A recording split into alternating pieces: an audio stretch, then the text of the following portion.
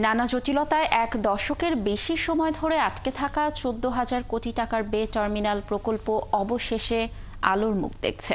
একনেকে অনুমোদন পাওয়ার মাত্র ২ দিনের মাথায় ২৩শে এপ্রিল বুধবার বিশ্বব্যাংকের সঙ্গে ৬৫০ মিলিয়ন মার্কিন ডলারের চুক্তি করছে চট্টগ্রাম বন্দর। এরপরেই ৩ বিলিয়ন মার্কিন ডলার বিনিয়োগকারী হিসেবে চুক্তিবদ্ধ হবে সিঙ্গাপুর পোর্ট অথরিটি এবং আরব আমিরাতের ডিপি ওয়ার্ল্ড। চট্টগ্রাম থেকে সাইফুল ইসলাম শিল্পীর প্রতিবেদন। কন্টেইনার ও কার্গো হ্যান্ডলিং করার মাধ্যমে বন্দরকে আরও গতিশীল আমদানি রপ্তানি বাণিজ্যের চ্যালেঞ্জ মোকাবিলায় বর্তমান বন্দর সংলগ্ন কর্ণফুলীর মোহনায় বে টার্মিনাল নির্মাণ প্রকল্প নেওয়া হয়েছিল এক দশক আগে।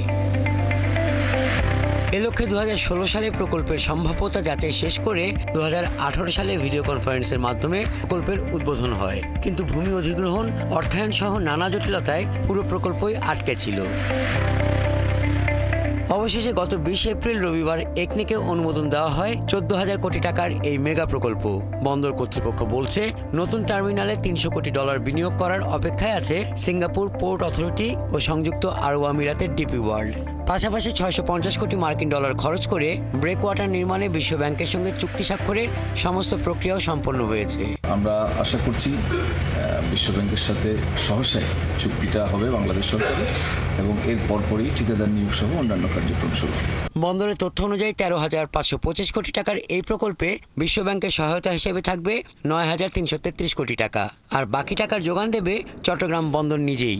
এটা আমাদের প্রজেক্টে অ্যাপ্রুভ হয়ে যাবে, হয়ে গেলে তারপরে ওয়ার্ল্ড ব্যাংকের সাথে আমাদের যে কন্ট্যাক্টটা হবে এটা আরও ২-৩ মাস সময় লাগবে। এটা হয়ে গেলে তো আমাদের তারপরে যে আইটিওস যারা আছে তাদের সাথে আমাদের কন্ট্যাক্ট হবে, টার্মিনাল 1, টার্মিনাল 2, এবং এই কাজগুলো শুরু হবে। আমার মনে হয় ২০২৯-৩০-এর মধ্যে আপনারা এটার ফলাফল পাবেন। পুরো বে টার্মিনালের ব্যাপ্তি ৬.৫ কিলোমিটার হলেও নির্মাণ হবে স্বতন্ত্র ৩টি টার্মিনাল। এর মধ্যে ১,২২৫ মিটার দৈর্ঘ্যের 2টি টার্মিনাল নির্মাণ করবে সিঙ্গাপুর পোর্ট অথরিটি এবং আরব আমিরাতের ডিপি ওয়ার্ল্ড। 85% কার্গো চট্টগ্রাম বন্দর দিয়ে আসলে পরিচালিত হয়। সেক্ষেত্রে বে টার্মিনালটা কিন্তু অনেক একটা ইম্পর্টেন্ট রোল প্লে করবে এবং ইকোনমিতে একটা বড় ভূমিকা রাখবে বলে আমি মনে করি। বন্দর ব্যবহারকারীরা জানান, বর্তমানে চট্টগ্রাম বন্দরে পণ্যবাহী জাহাজ ঢোকা কিংবা বের হওয়ার ক্ষেত্রে পুরোপুরি জোয়ারের উপর নির্ভর করতে হয়, কিন্তু বে টার্মিনালের অবস্থান সাগর উপকূলে হওয়ায় ২৪ ঘন্টা জাহাজ আসা যাওয়া করতে পারবে। তাই চট্টগ্রাম বন্দর যেখানে বছরে ৩২ লাখ কন্টেইনার হ্যান্ডলিং করছে, সেখানে বে টার্মিনাল হলে পারবে ৫০ লাখ কন্টেইনার।